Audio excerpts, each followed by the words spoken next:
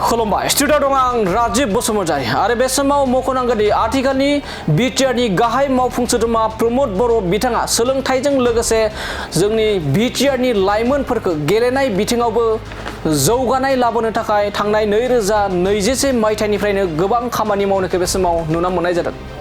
मख'जाथावदि आथिखालनि बिटिआरनि गाहाय मावफुं सोद्रोमा प्रमद बर' बिथाङा ओनसोलनि लामा दालां बानायनायजों लोगोसे सोलोंथाइजों लोगोसे गेलेनायखौबो गोजौ फारसे लांनो थाखाय बिटिआरनि लाइमोनफोरखौ एबा बिटिआरनि जाबायदि गेलेनायाव गोसो गुदुं लाइमोनफोरखौ गोजौ फारसे लांनो थाखाय गोबां गेलेनायनि हाबाफारि एबा खामानि मावबाय थानायखौ बे समाव नुनो मोननाय जादों। आरो बेनि गेजेरावनो फिन आरोबाव बिटिआरआव एबा बिटिआरनि गं 420 भिसिडिसिआव जानो थांगासिनो दं बड'लेण्ड सीएम काप।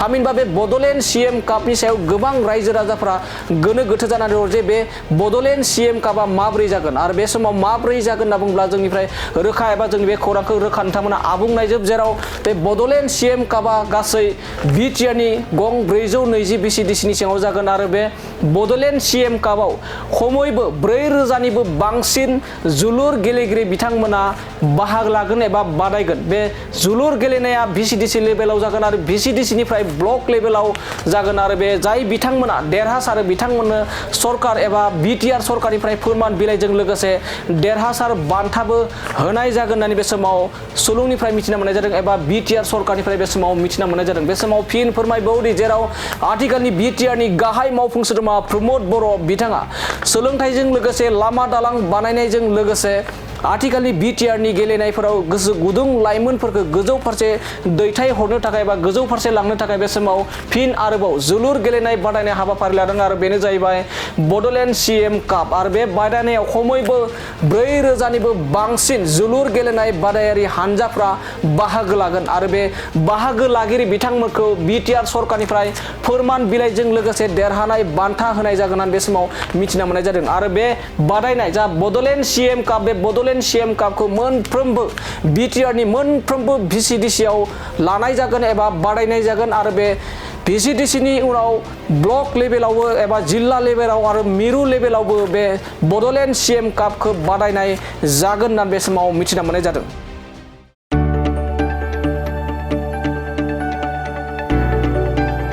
गोजोनथाव खौरां, बर'नि आंगोथार गोथाव ओंख्रि जानो मोजां मोनग्रा रायजो राजाफोरनि थाखाय गोजोनथाव खौरां।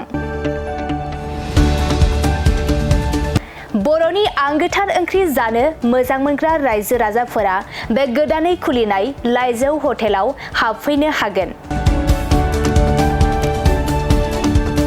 जाखांफुहांनाय लाइमोन फालांगिरि गपेश बसुमतारिया अदालगुरिनि टंलायाव बेखेवदों बर'नि आंगोथार ओंख्रि मोनग्रा गंसे हटेल। अदालगुरि जिल्ला टंलानि मिउनिसिपाल बर्ड मावख'नि साखाथियाव गोदानै बर'नि गोग्गो जानाय आदारनि गंसे लाइजौ मुंनि हटेल बेखेवदों। अदालगुरि जिल्लानि सिङाव थानाय फालांगिरि नोगोर टंलायाव गोदानै खुलिनाय बे लाइजौ हटेलाव बर'नि दोरोङारि जाग्रा आदारजों लोगोसे गोबां जाग्रा आदारफोरबो मोननो हागोन। गोदानै बेखेवजानाय बे लाइजौ हटेलाव अमा बेदर, बोरमा, लकेल ना, साम', नारजि, अनला खारै, थास', मैथा आरो नाफाम आरो गोबां आइटेमफोरखौ मोननो हागोन। बेनिखायनो नोंथाङाबो अदालगुरि जिल्ला टंला लामाजों थांलाय फैलाय खालामोब्ला बे गोदानै खुलि जानाय लाइजौ हटेलाव हाबनानै बर'नि दोरोङारि गोथाव जाग्रा आदारफोरखौ जालांनो हागोन।